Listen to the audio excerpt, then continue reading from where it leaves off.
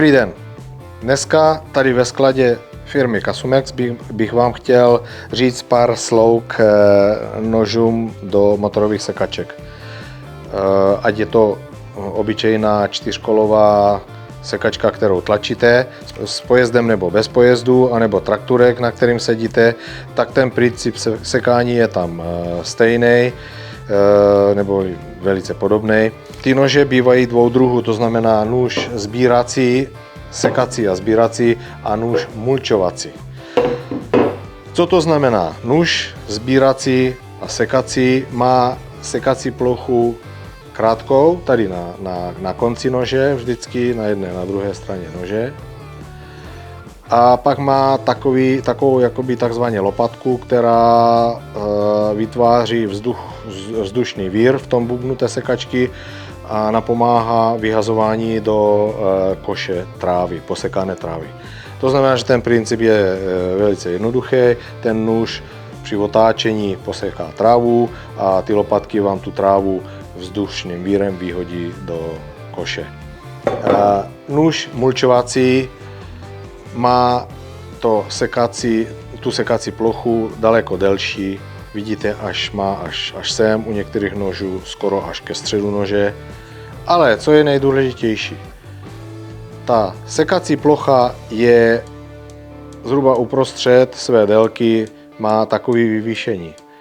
A proč to vyvýšení? Tato plocha vám tu trávu poseká. Tím vírem, vzdušným, který se vám vytvoří v tom bubnu, tak ta tráva se stlačuje jakoby víc ke středu, zvedne se nahoru a tato plocha vám tu trávu ještě doseče nebo doseká na mělké kousky. A to je právě ta mulčovací plocha, která vám rozseká takzvaně na šťávu tu trávu a pak ta tráva vám spadne do trávníka a slouží jako hnojivo. Ale pozor, nesmíte mulčovat trávu vysokou, vyšší než, já nevím, třeba 5 cm, 5-7 cm, protože čím vyšší máte trávu, tak ta tráva už není vhodná na mulčování, protože vám ten trávník ucpe, takzvaně. To znamená, že pokud byste chtěli mulčovat, tak musíte si prvně trávu posekat, pozbírat a jak vám povyroste trošku do 5 cm, tak pak ji můžete mulčovat. Co se týče broušení těch nožů, to my už jsme si ukazovali kdysi v minulých videách, ale jenom chci zmínit jednu věc, že když si brousíte sekací nůž, tak brousíte jenom tady tuto plochu. Někteří zákazníci si doma ve svých dílnách brousí i tady toto v domnění, že jim to bude líp sekat tu trávu. Nebude. Ten nůž seká jenom tady touhle plochou a oni ty výrobci to moc dobře vědí a proto mají tu plochu sekací jenom takhle podsaď. Když brousíte mulčovací nůž, tak samozřejmě musíte nabrousit celou plochu, aby vám to krásně mulčovalo. Ten mulčovací nůž má taky vyhazovací lopatky. A to proto, že když nemáte třeba čas, anebo nemáte ten sekací obyčejný nůž a chcete sbírat třeba trávu, no tak použijete mulčovací nůž a odstraníte si u traktoru nebo u sekačky mulčovací záslepku, otevřete otvor do koše a samozřejmě můžete sbírat i mulčovacím nožem.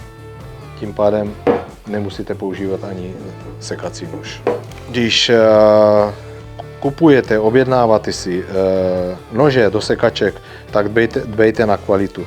Nekupujte levné nože z levného materiálu, protože potřebujete, aby vám ten nůž sloužil dlouho a ne, aby po jedné sezóně jste měli úplně zničený, úplně obroušený ty vyhazovací lopatky a museli byste znova měnit nůž. To je celý.